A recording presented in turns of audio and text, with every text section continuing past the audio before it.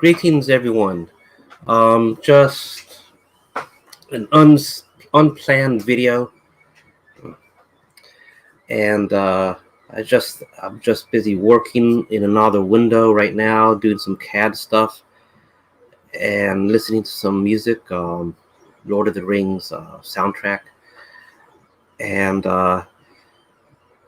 for additional background, I went ahead and uh, took a look at another YouTuber doing some figure reviews, and it just got me to think that, hey, I should be doing another broadcast. Several things. I don't really consider myself yet as a YouTuber, normal type one, because this is not my career. I'm not making any money with doing broadcasts, and YouTube sending me a check or anything like that. Nothing like that. So this is not a professionally done YouTube broadcast.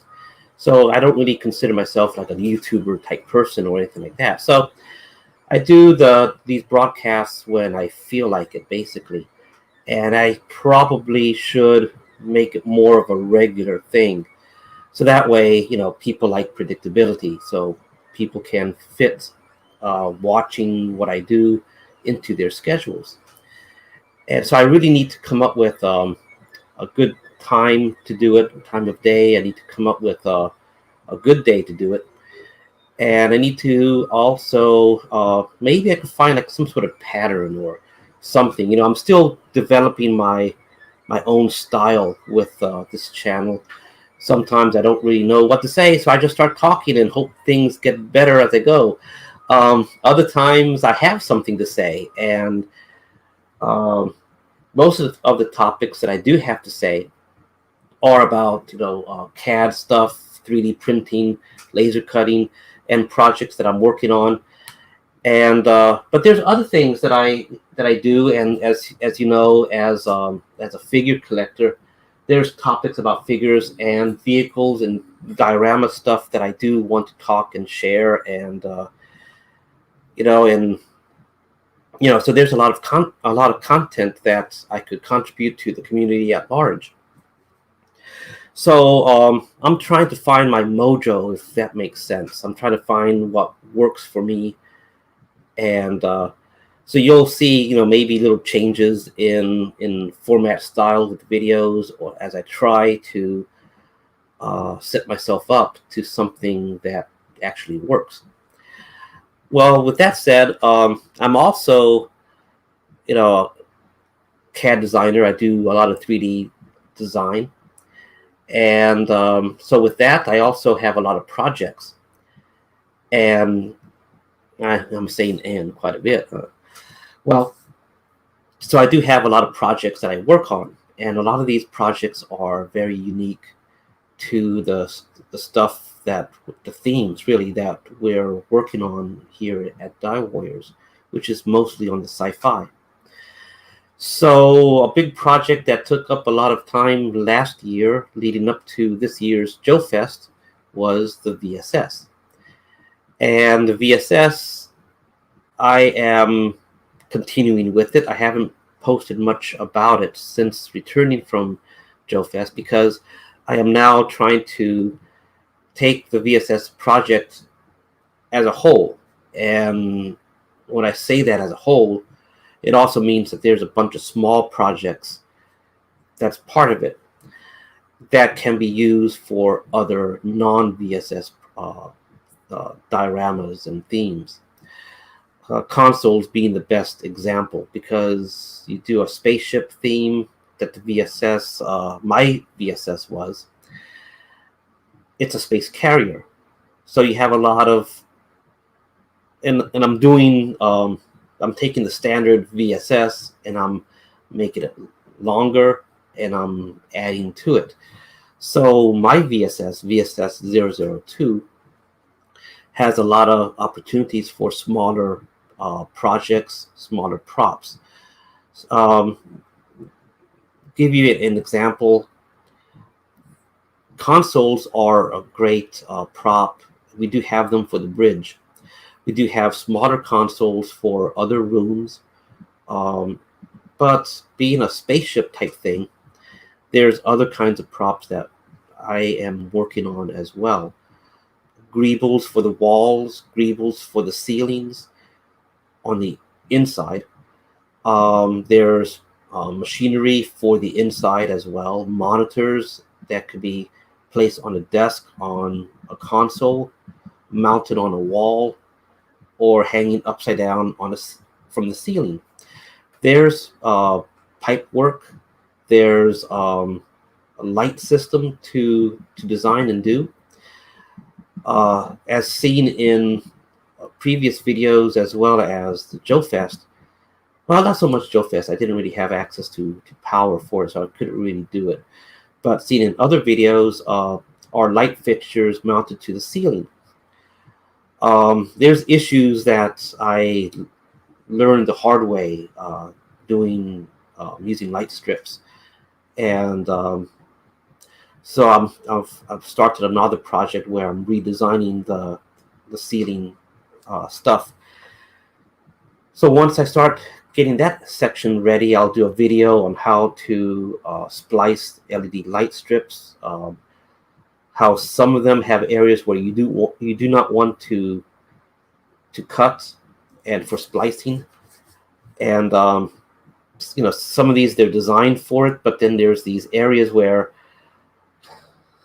you expect to cut every a few inches every so often, but there's exceptions sometimes where they don't want you to cut, or you can't cut at a certain length. And I wasn't aware of this, so I was designing everything around a certain length, and I would turn the lights to go one direction along that length, and then turn again along that length, not realizing that some manufacturers have certain areas where they don't want you to cut, and it's at the length that you need to cut. So as I work on that project, I will make a video showing how I'm getting around that, or how I'm working with that. There's other little projects to do that stems from the VSS project. These are background machinery. I have on Die Warrior's store site. I think it's currently unavailable at the moment. They will be returning once I can get to them. Power generators and other background machinery, because not everything you do in a diorama needs to be up front in front of a camera, for example. But there's a lot of background stuff. So there's a lot of we have generators, but there's other kinds of machines that a person can use. It's easy to just put a bunch of boxes together and maybe some piping. But what makes things interesting is when you start designing a background machine that has an odd look to it. And if you paint it a rust color or something like that, it begins to look more realistic and more visually interesting. So, background eye candy. And so there's projects for that. And so the VSS itself was a great platform to show these other projects, these other backgrounds. Working on the engine room section, which part of it is there still. I'm taking it apart. I was able to see that there's a number of other props that will need to get made. Types of tables, types of things for support for different kinds of consoles. Consoles for stand-up, so a figure doesn't have to sit down at a console but stand up to it. Multi-display consoles, and so I'm working on that as well. But what I'm doing also with the VSS is designing a different way to put things together. And so I have a prototype set of beams, walls that I'm working on. And perhaps next year's Joe Fest, if this is ready, I will show how the rest of the VSS project is continuing using this this new approach. And the reason why I'm working on this additional approach is because parts of the MDF board from the original VSS does get in the way. And I am trying to incorporate that. So, if you do have a standard VSS, some of these new approaches that I'm doing, new projects that I'm doing, should still work. And because making it compatible, keeping it compatible is my goal. With that said, I'm also designing it so I have a little bit more flexibility on some of these decks that I'm working with. And so I'll show that in a little while. I plan to show some of the CAD work that I'm working on, some of the screens. There's also other news going on. The conspiracy figures, it's still going forward. A little bit more on the reveal side of things. It's not just the figures that we're working on, and there's lots of opportunities for the sci-fi theme, and so we're working on aliens, as you know, and astronauts, as you know. There's different kinds of astronauts, and there's different kinds of aliens. On the alien side, we're focused on the gray aliens for the moment, but we also plan for reptilians and other alien species.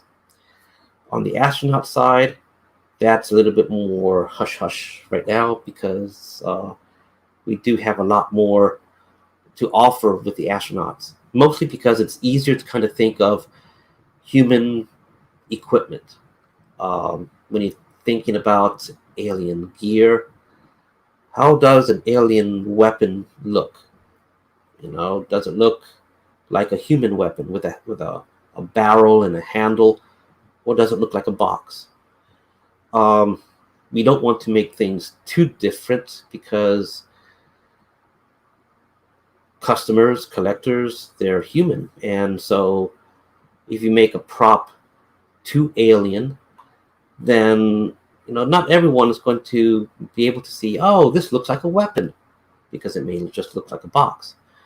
So we do have to put some familiar traits to it. Well, with that said, it's more challenging to design alien equipment, because we really need to make it alien-ish, especially that the alien anatomy is a little different. However, with the human side of things, things are a little bit more familiar, and you could go a bit more sci-fi with it. So there's a lot of support that we're planning for the human side of the astronauts as well. One of them that I'm currently working on are small vehicles that we can easily produce, whether it's through 3D printing or through injection molding. And I'm doing it in such a way where it's flexible. I can go either way with the manufacturing. And so that way, if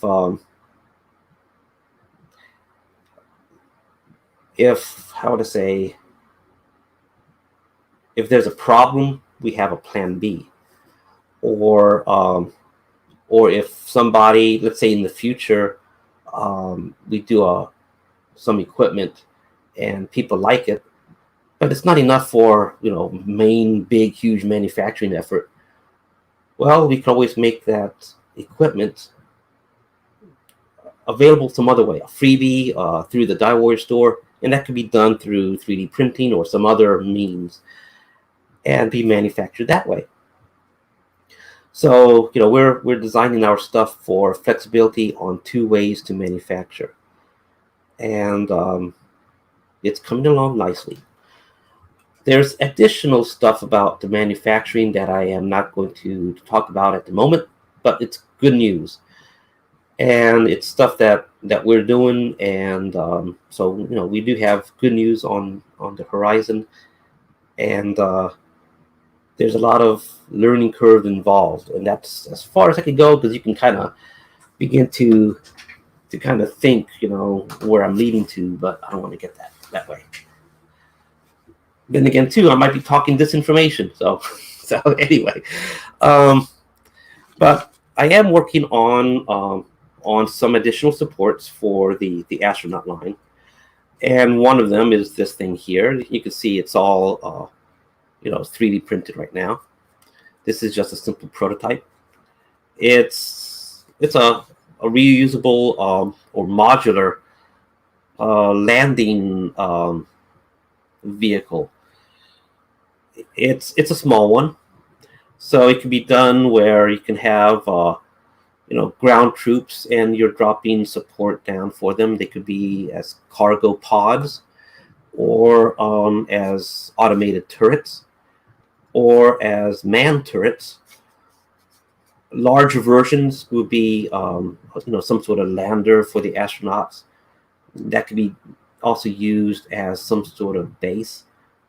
Landing pod designed in such a way you just connect them. We do have designs on that going on. There's other kinds. So we're also presenting an evolution of these designs as well. Starting off with a little bit more robust, I don't want to say real world, but a little bit more down to earth type of design, before we start getting into the more fantasy side of sci-fi. And so with that, we're starting off with a lot of support for ground troops, ground astronauts. And so that way people can take these little things to the beach, other locations, interesting locations, and take photos and set them up, and exploring a desert planet, exploring a tropical planet, and things like that. So this model right now, this prototype itself right now, is all snap fit together. It's a prototype. It was part of another project for something similar, so that explains why I did these little landing things like this. But this is going to change. I'm getting rid of these parts right here, and because the experiment kind of didn't do as I wanted it to do, I wanted something where it can land, maybe land like this, and this can come down or something like that and stay. But what's happening is that this piece here is working its way up like that. So I'm changing this part and make it a little bit more practical. And I'm probably going to do it so it could be actually a little bit longer, give more ground clearance. So this is a simple experiment right for that. But anyway, working on this part. This one is a turret. It's going to be an automated turret. Removing the turret parts, it could be some sort of drop pod for cargo. I'm taking some examples from things that we see in prototype real world military ideas, and I'm applying it to the astronauts. And so all of this should be easy to injection mold as well, each part, and because everything was designed for injection molding, as well as 3D printing, just on this project alone. So I'm keeping the options open as much as possible, and right now I'm doing the 3D printing for it, so parts are incomplete. Got the thruster things there, nothing here. Got there. Probably will, the next step I need to do here is make the bottom part, probably will be some sort of dome. I got other little things to put on the sides. Since this is an automated platform, it's going to have equipment mounted to the sides, no real access for figure to climb on board, but it does have little foot stands So future or other platforms using the same parts, can have a figure climbing on it, things like that. With that said, this part just finished printing. I'll start another print in just a moment.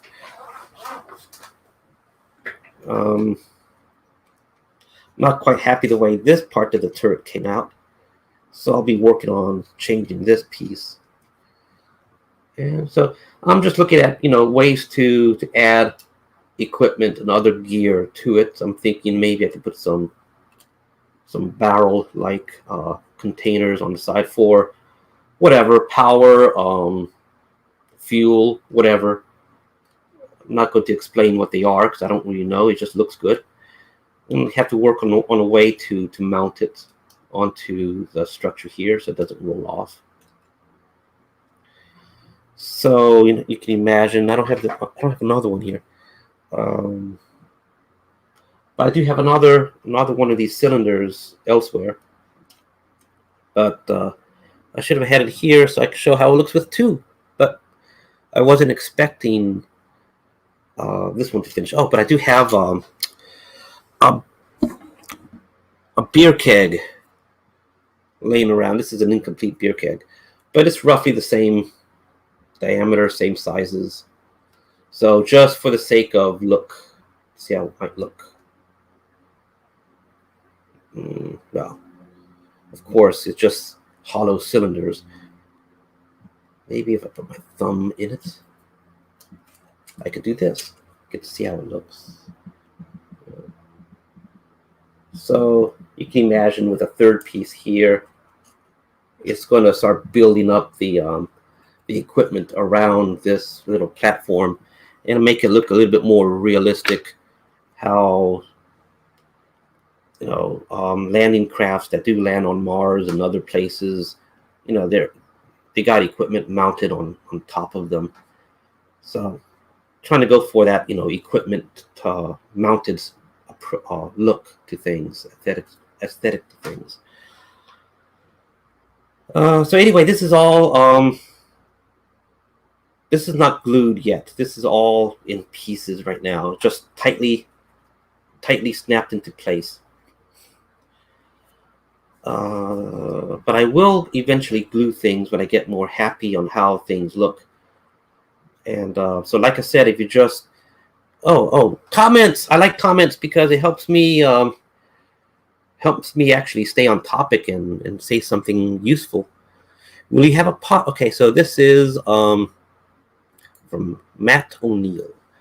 Will you have the pod for it? Yes, I'm working on everything for it. So being modular, this is a turret version for this. And another version yet to do is just the top part without the turret, but some sort of mounting point. So you could have like some sort of sci-fi looking cargo container, a mini cargo container, mini pod. And the mini pod can have, additional, it can open up, have additional gear like, besides weapons, maybe some Star Wars droids or something like that, battlefield robot or something from Acid Rain to come out. So, I'm working on something like that using the existing chassis. Can I say it? Can this be called a chassis for this? Like a car chassis? Frame, I guess. I could call this a frame. So using this frame for landing craft, you can mount the pod on top. And of course, if I can mount the pod on it, I can mount other kinds of shapes, other things, even stuff for sensors or different kinds of weapon systems, missile system. I don't have a missile system here. It would be nice to. So imagine a squarish box, missiles, a missile pod mounted there. Yeah, I don't have anything to show. Even if it's from a different project, it would be nice to kind of like something like this, Let's see.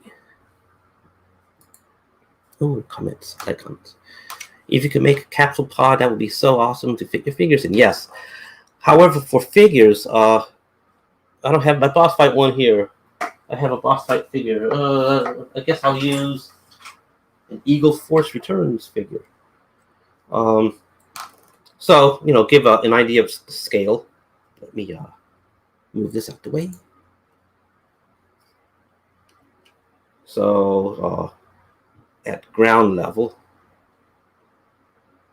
And so it wouldn't be difficult to make a larger version. And all it would have to do is just basically just change the dimensions. And I don't want to say upscale. That's a different approach.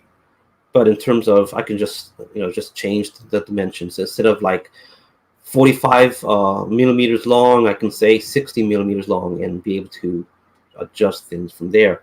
So making a larger version is not that challenging. Then you could have things in terms of where a figure can fit and sit. What becomes the challenge is how tight the interior would be. And if you just want like for example, another small project that kind of led to this, and it's a project that it's a sub project that I am working on for the VSS, escape pods. And escape pods are very complicated. I just noticed that the pin on the lower leg is coming undone. Huh. So escape pods are a bit more complicated because, well, staying on topic, the figures fit into a small space, and I can make the pod very small, very tight, where it's just enough room just to put the figure sitting down. No real walking type thing. Maybe tall enough for a figure to stand. Then there's got to be a hatch or something like that, and then that's basic. So basically, a figure is 1 millimeter tall. Maybe 150 millimeter height all around. So sitting down, the figure is, I don't remember how much. I don't have anything here. Where's my caliper? Well, it's definitely not 100 millimeters tall sitting down. So let's say 80 millimeters sitting down. So that's going to be quite a bit of a height. So proportionately, I would have to make this bottom part a little bit wider so everything looks better. Have something in the middle, I suppose, or maybe they could be sitting in the middle. Some sort of console, something along the wall, so it's not just barren. The hinge, so part of the vehicle can open up and you can access the interior. Maybe the pod itself could be about so tall. And none of that is, how would I say, I don't want to say too challenging. None of that is beyond the realm of possibility to do.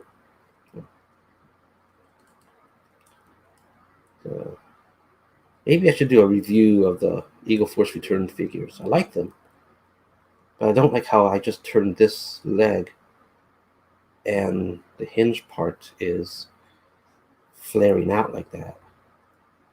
I'll look at this later. Maybe I need to heat up the plastic and use some pliers. Let me get a boss fight figure.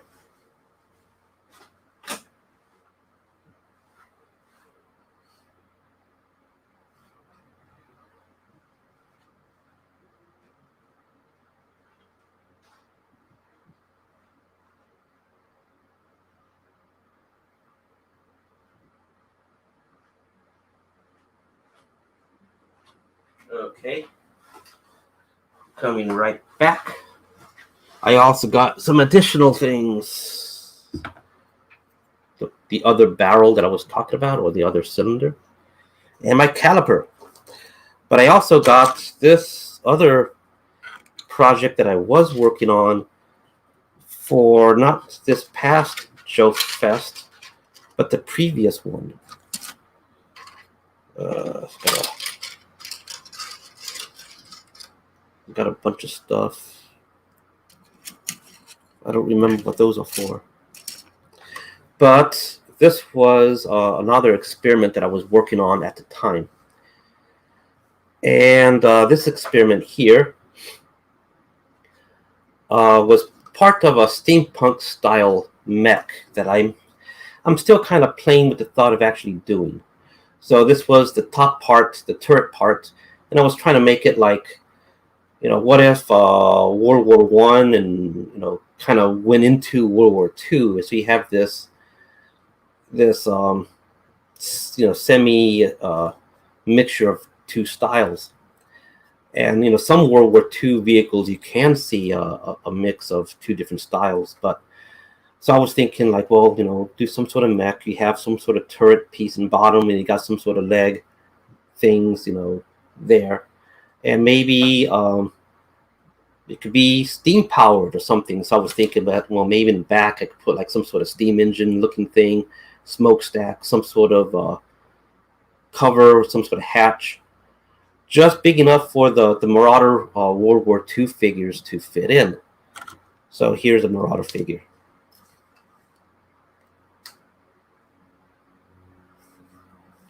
So you can see it's about a little bit shorter than a regular figure, than the figure. But keep in mind that they will be sitting inside. So sitting,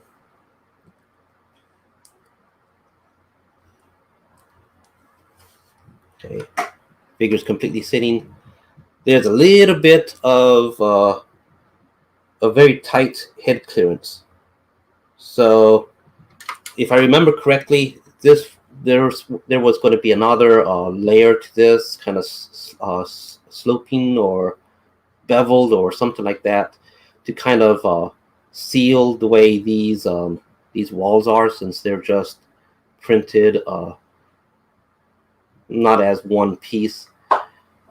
And so it was going to kind of there was going to be a layer that was going to link everything together, keep everything tight, and then build up to a kind of a tapered roof. So the roof section was going to be about so big. That would have been enough head clearance. But I didn't want to make it too tall, because I wanted the options that the figures should be able to simply stand on something and be able to like look outside. Like when you have a model tank, for example, and you got the hatch for the driver opened up, and you just see the driver sticking his head out from the hatch. I wanted that type of ability.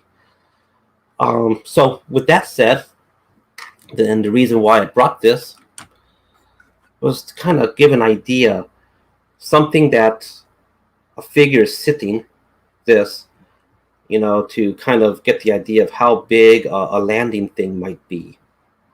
And actually, I'm kind of liking that idea.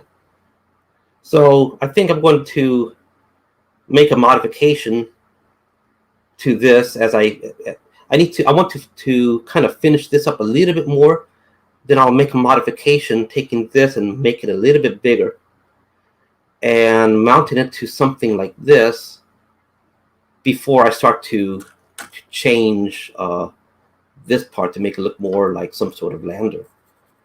And so as a prototype, I may take this mech part and think of it as a lander before, changing it to make it look more lander-ish. The other thing too is I do like some sci-fi designs that I see out there. Star Wars comes to mind. And of course, I don't want to copy Star Wars. But I am thinking about like the probe droid, how that has a very sloped looking turret body to it. Kind of when I first saw it, it reminded me of Russian tanks. How Western tanks are very angular, but the Russian style older tanks, they're very sloped, and they have a lot of sloped parts to it. And I was thinking, well, that kind of looks kind of sci-fi. If I can do like some sort of sloped piece, maybe it can look as a human vehicle. Maybe it'll be a little bit more visually interesting as some sort of human, well, as a human vehicle. Maybe it doesn't have to look 1960s, 1970s NASA. Maybe it can look more, more interesting. Let me get back to the comments. I don't want to ignore that. Let's see. Next one up. Yeah, that will be awesome. Oh, thank you. Yes, I agree. Yes, that's what I was sort of thinking about, a pod, sort of like a space capsule. Yes, some of the.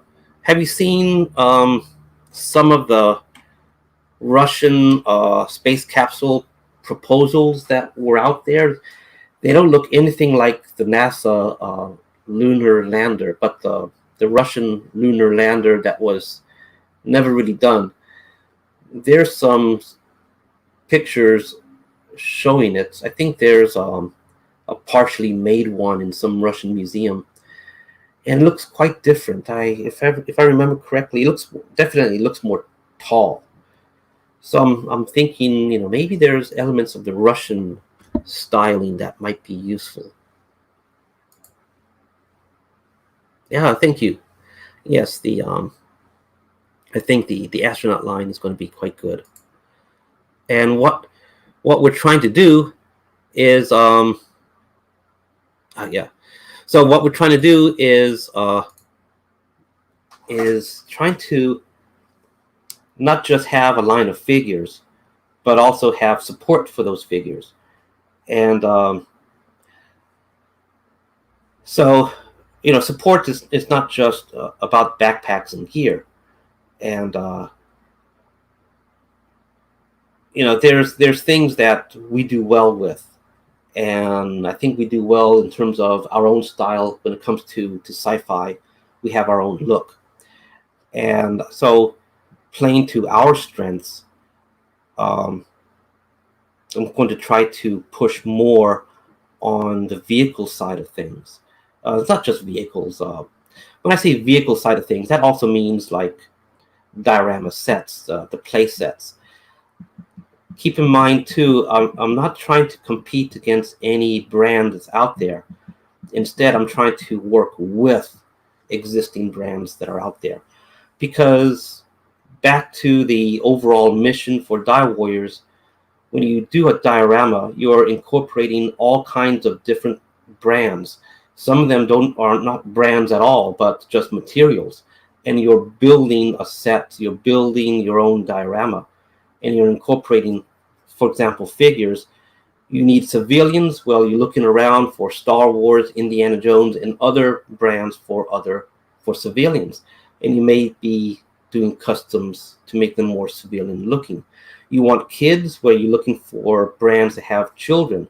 So Harry Potter line, the Indiana Jones line, some of the Star Wars lines, even the Airbender line might, come into play with children involved.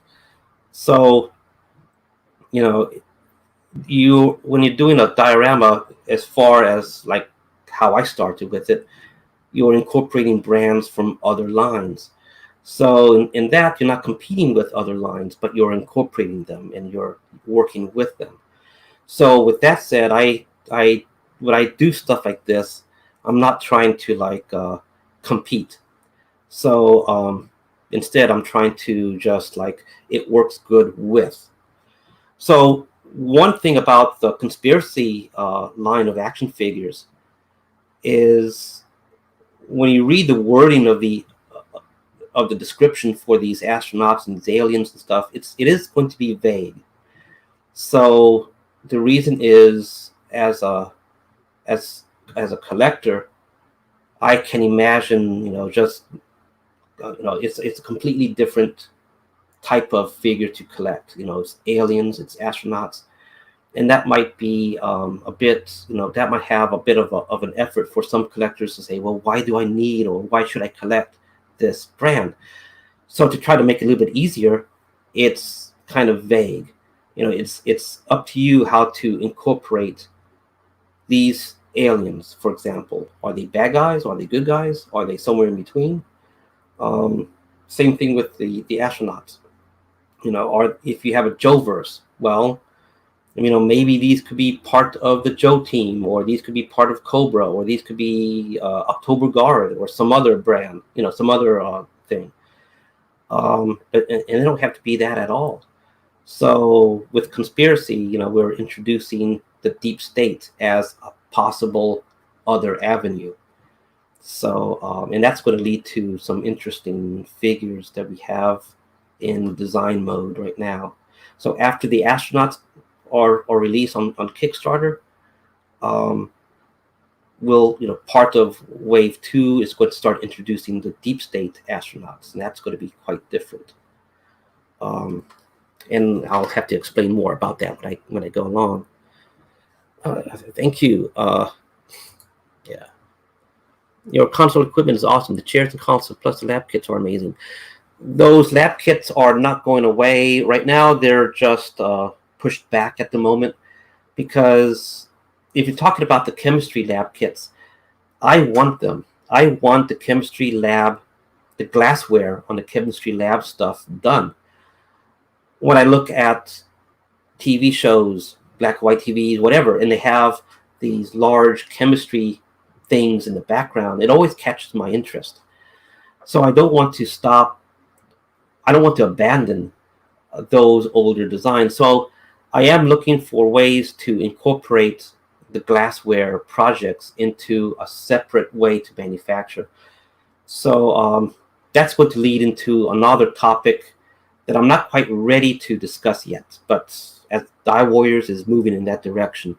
So the glassware stuff, I do want to reintroduce, if that makes sense, reintroduce them using better manufacturing. And so once I work that part out, or once I secure that, then we'll see them again, and we'll see them better using better plastics. The thing that I like 3D printing a lot, and we have access to different kinds of printers, resin printers. The glassware works great with resin because it's so smooth, and but not all resins are made the same. Some of them, they continue to cure over time, and you end up having some interesting or negative effects with the resin. Sometimes the resin continues to cure, so sitting on the shelf, the resin might become harder. I don't want to say softer, because they don't become softer. But the thing is that they may change depending on how they are displayed. Next to a window, they're getting more ultraviolet light. What we try to do is protect against that. So the resin stuff that we have shipped, we coat them with something that helps prevent ultraviolet light, things like that. Not Rust-Oleum, Armor All works, for stuff like that as well. Anything that helps a car overcome UV light damage, will help resins. But the thing that bothers me about some of the resin is that the cost for the resin, the thicker you do, the more resin it takes and the more cost. So we try to use resin for higher details, so thinner pieces with more detail, and it works good for that. One thing that I don't like so much about resin, you can't really get away, is that resin is a softer material, so it's more breakable. And so after a while, it's like, okay, well, the stuff that I keep here for my own display, so far they haven't broken. So I do a lot of hands-on with them. I do arrange them for photography purposes, and I store them. I don't do anything to protect them when I store them. I just put them into a little bin with more parts. Some of them are resin, some of them are not, and I just put them away. Put them into a drawer. They get moved around, shifted around, but they don't break. So I think as long as people, don't mishandle them, then treat them too roughly, but treat them delicately, they should last a long time. But that's the thing that I don't really like about resin, is that they are softer materials. They do break, and so I'm trying to get around that. I'm trying to figure out other ways, other plastics to use, other resins to use, since some people consider plastic as a resin. And so that leads into other forms of manufacturing, to have access to other kinds of plastics. So I am leaning towards, coming back to the glassware, but with better materials and better manufacturing. So we'll see them again. Oh, thank you. Yes, definitely. I hope to, as I work to rearrange this room, I hope to put the banners and stuff for Conspiracy behind me. So instead of looking at a mirror showing all the glare from the window, I hope to have the banners that we saw in Joe Fest. And with that said, there's a lot more about Conspiracy that is very, very interesting. Especially when you start looking into other kinds of conspiracy avenues. The line has a lot of potential, and it's easy to focus on the figures, but there's a lot more to it. And so we're going to be doing vehicles and things like that. I got to start a print. Hold on for a second. Okay.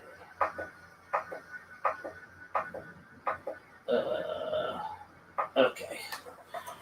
So let me see. I gotta take a look and see if there's messages here.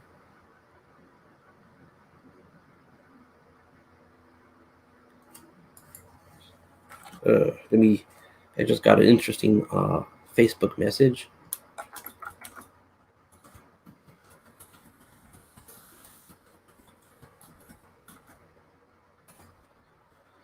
Okay, getting back to it. So there's so many things that are going on. And see, sometimes I think maybe it might be good to do a video where I'm not just sitting in front of the camera talking, but I am doing things as I am talking. For example, sometimes I get in the mood that I want to start cleaning things up. I have things piled on small little bitty wire shelves, and so I use them as a makeshift table. And so what happens is that things get piled on top of other things, and then I start running out of these makeshift tables, and I start making these makeshift tables everywhere. So I end up having piles of stuff on top of these little platforms. So I do need to clean up this room, but I have little interesting things, like, for example, I can clean up the area behind me in front of the camera, and I come across, a Joy Toy figure, and I can take a moment to pause and, just talk about Joy Toy stuff.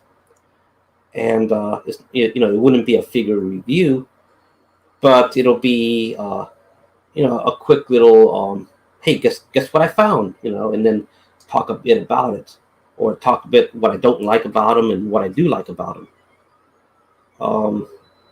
And if someone doesn't have that particular figure, or is curious about it, or don't have any Joy Toy figure at all, they can kind of digest what I talk about, and look into the figures themselves. So I got stuff like that here. I'm not doing it right now, okay? But I got this, Joy Toy with a G.I. Joe figure side by side, and that's it's another topic to talk about. And and maybe one day it'll be about the Die Warriors conspiracy figures also in the same light.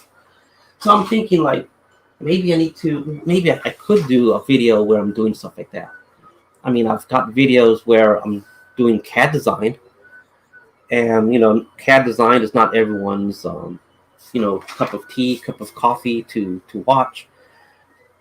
But sometimes as I'm doing the designs, my mind is wandering about other projects, and I can talk about these other projects, and or other little things like that. Hey, good, yeah, yeah, yeah. That's exactly how this area here is.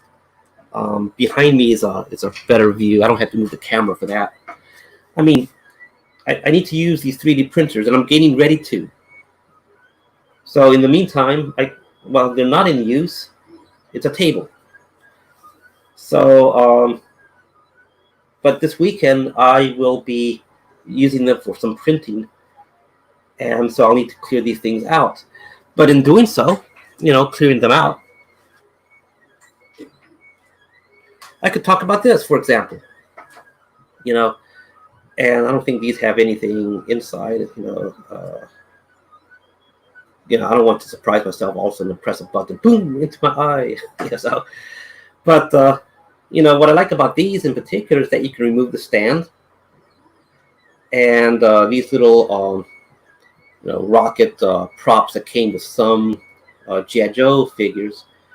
And with this little peg thing, you simply can design and print some sort of adapter, same diameter, and then you can mount these things on a vehicle. I don't have any holes that size for this, but you can imagine, if this was some sort of lander on Mars or something like that, and you got a Die Warriors astronaut figure standing about so here. They could have some sort of weapon there. They could have additional support. Maybe it could be some sort of doesn't have to be a weapon system. It could be some sort of sensor system. So it's got sensors, dome sensors there. You got some sort of platform where a figure can stand, maybe with some binoculars, looking at the horizon. Maybe some sort of telescope, and then you could have some sort of backup missile system just in case it's needed. Or maybe it can be done in such a way where But so I like these types of props that came with some of the G.I. Joe figures. I don't remember which one, but I have several of them, and I like them. I want to use them for other projects, and I have thought about, like, what if for the VSS itself, make some sort of adapter and I mount it to the wall. You could have they don't have to be used in space. For example, the VSS could enter an atmosphere or land on a planet or something, and then you could have troops, manning different weapon systems on the outside, including these missile launchers.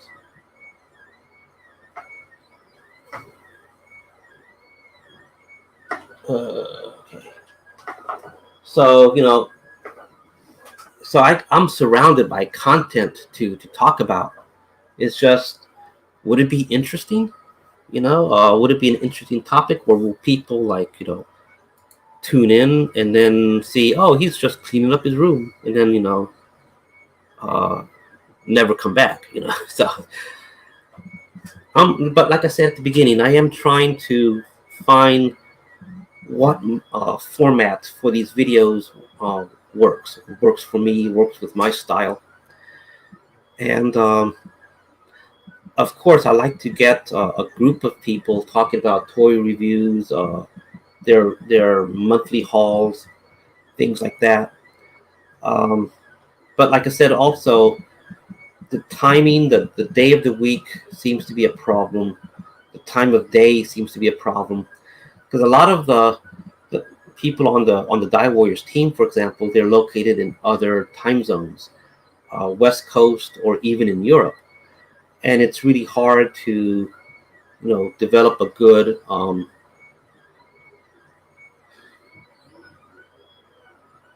what to say timely regular schedule, basically, thing.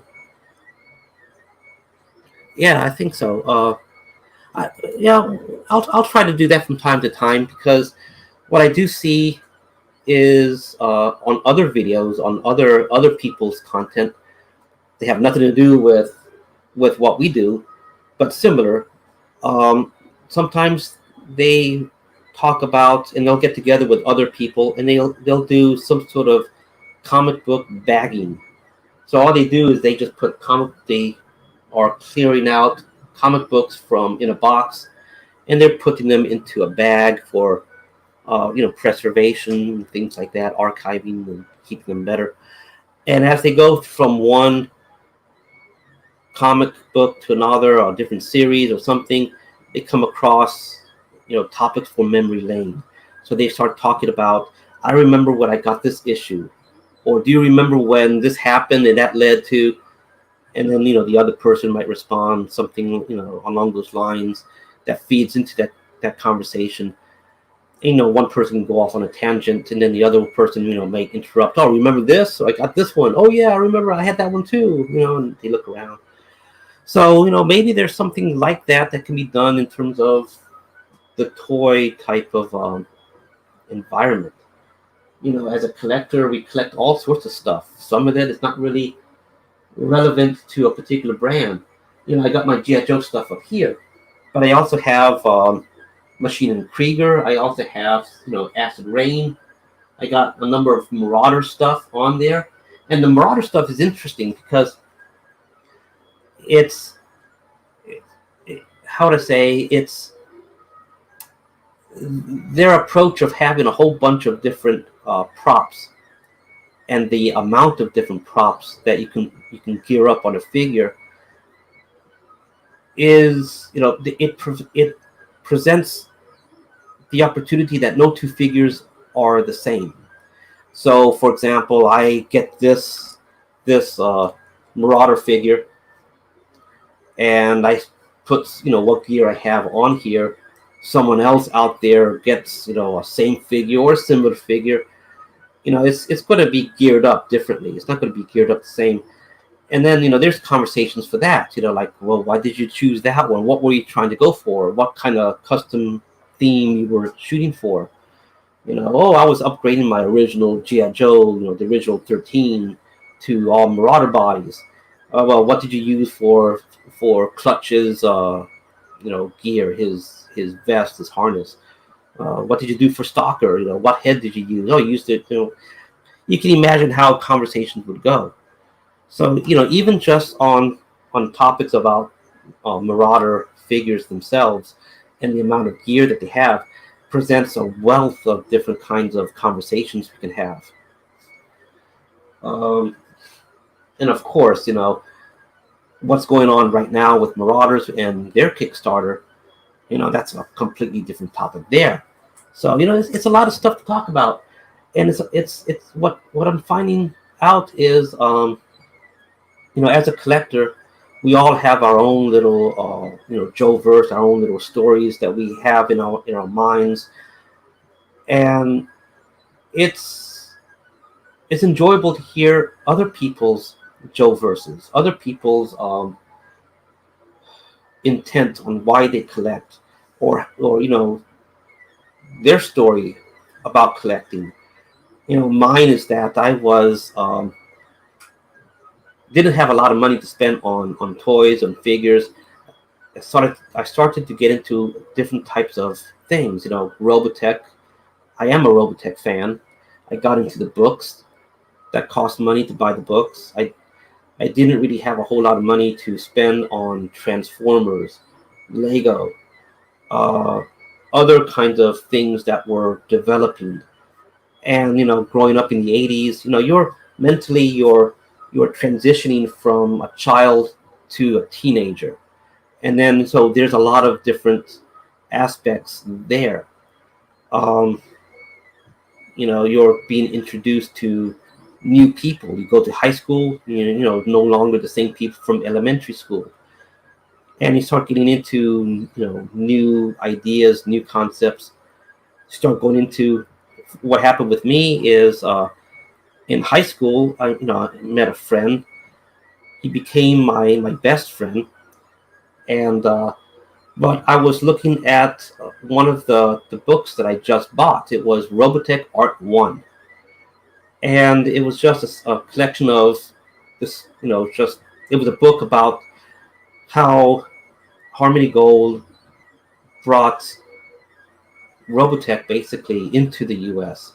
and how how animation was before Robotech, and how broadcast studios here in the U.S. treated or mistreated animation from Japan. Japanimation. I forget how you pronounce it, but mouth is getting dry. Excuse me. So it was a book that talked a little bit of how Robotech came into the U.S., how it affected other things since Robotech was a successful airing of Japanese animation, how other places began to alter their perception of Japanese animation and the audience they were broadcasting to. And of course, also a big chunk of the book was to go every page, episode by episode, a little breakdown describing each episode. So I was reading this one day in high school.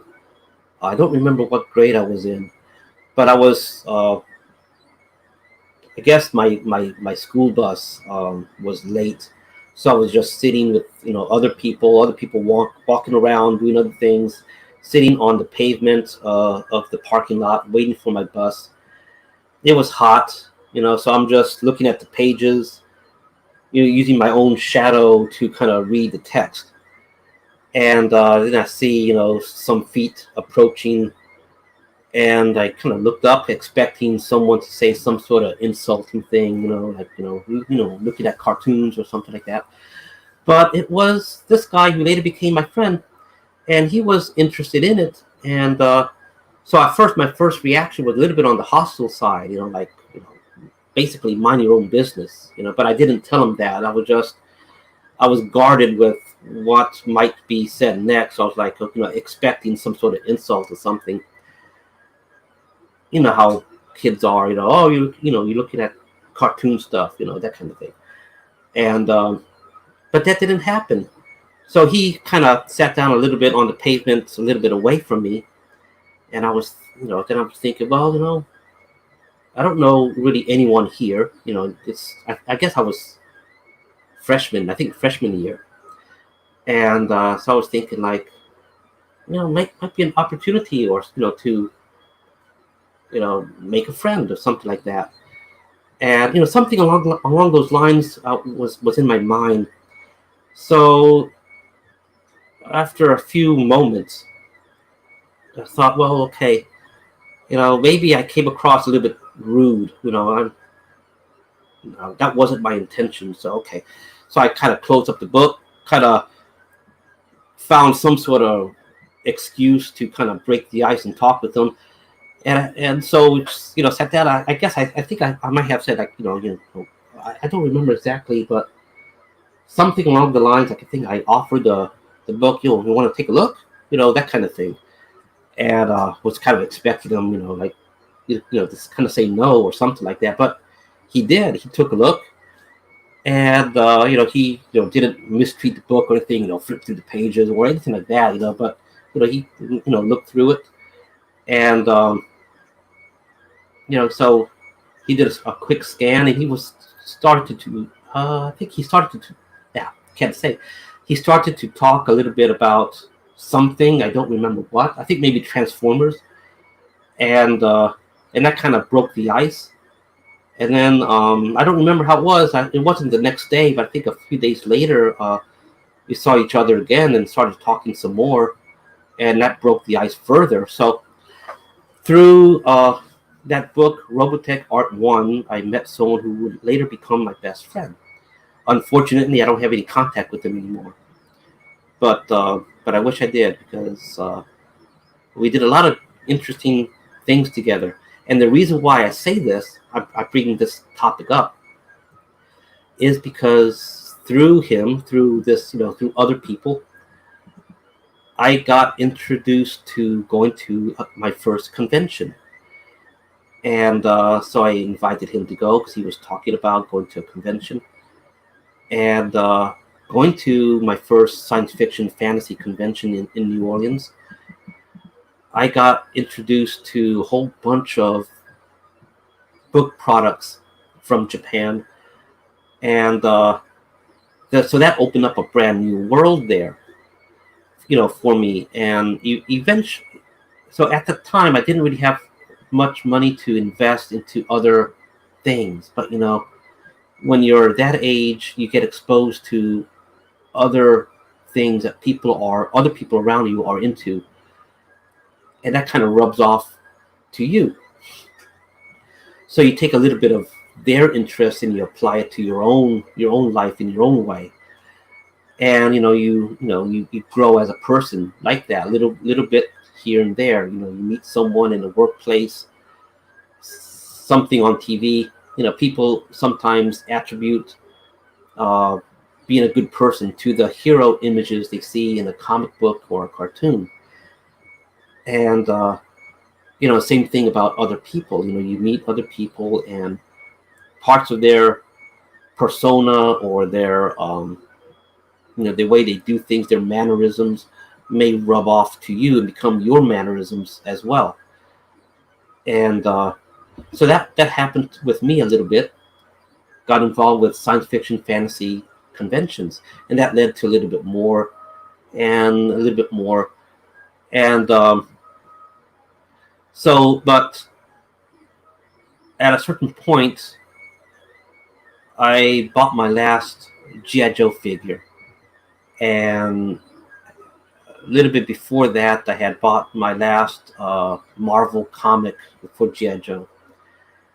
And then I stopped collecting. And so this was around the time that one of the last ones I bought was a Cobra Immortal figure.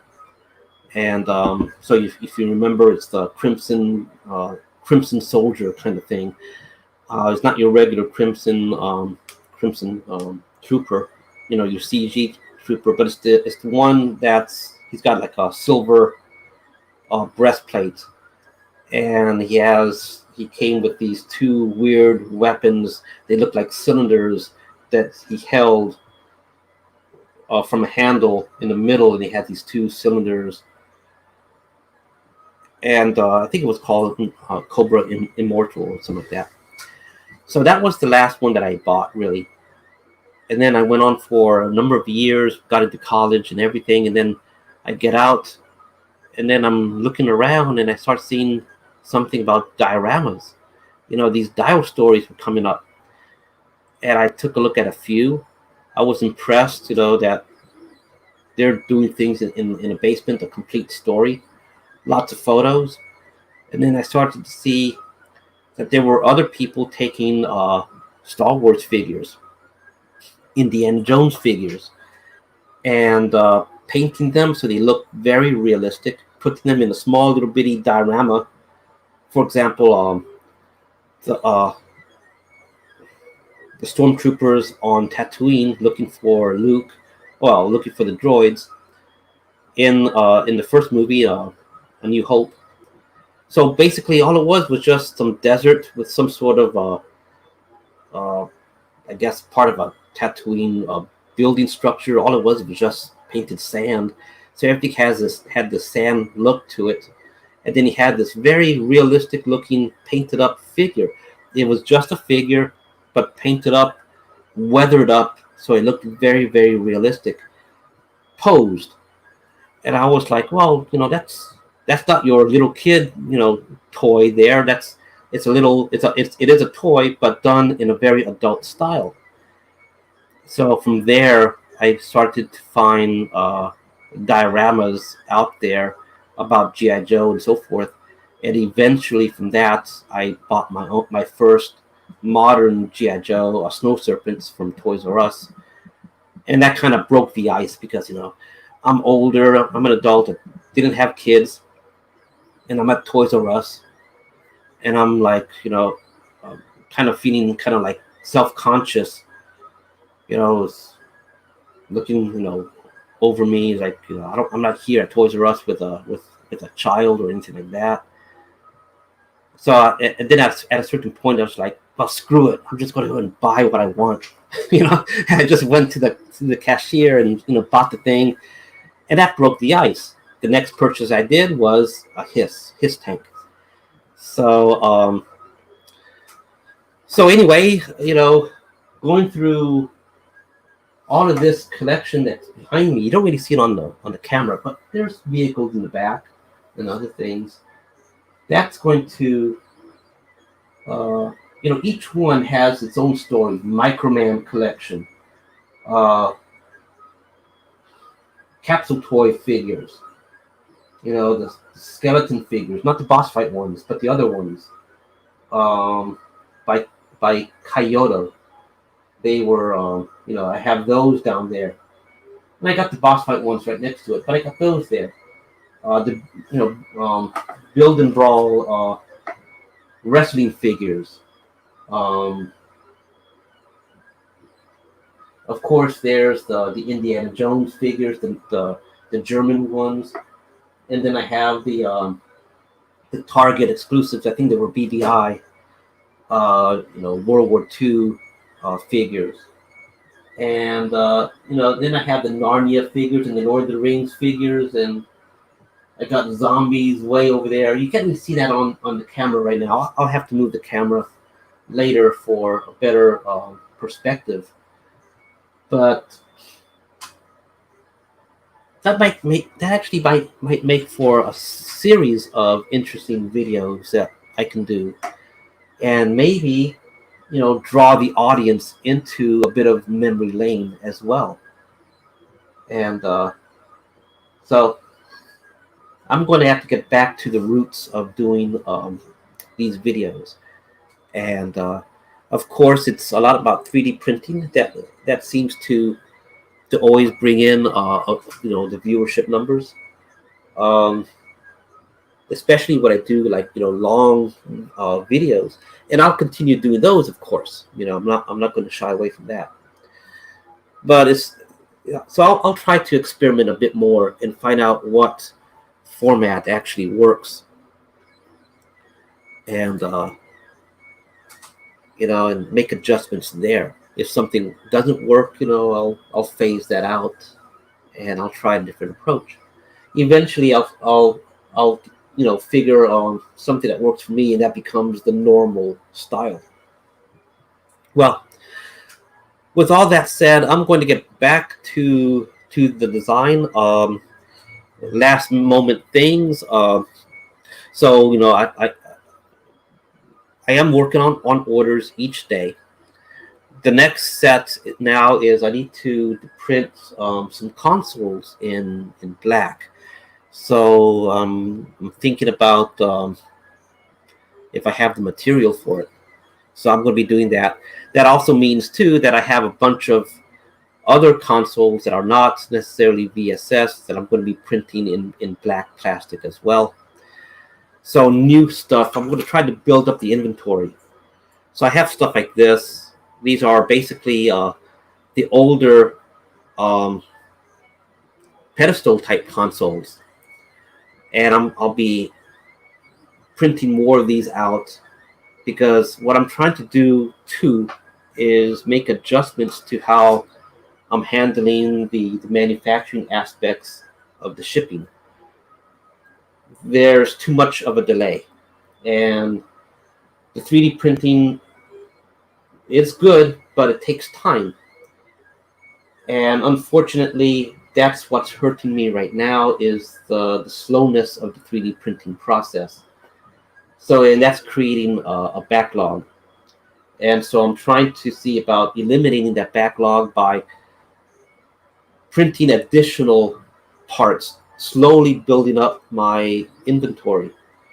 And I gotta do it like that, a little bit here, a little bit there, because if I just start printing all of these consoles only, for example, then all of the other items don't get printed, and that creates, a backlog.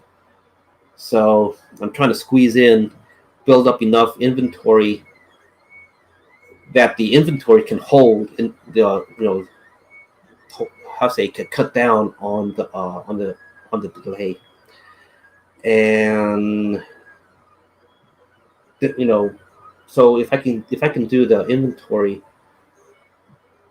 and ship from the inventory directly, then I can focus about printing not for direct to order, but then it becomes a printing to refill the inventory. So anyway, I'm trying to work that out, and all of those things I'm trying to work out. When it comes time to do the conspiracy stuff, I'll be in the same boat. Of course, things will be injection molded for that. So there'll be inventory to work out on that. But there's other things too. You'll have figures that are that exist in the inventory, and then So anyway, there's a bunch of stuff I'm trying to work out and trying to get down, perfected before going off into the Kickstarter and all that stuff. So I'm trying to make adjustments now. In other words, making adjustments now.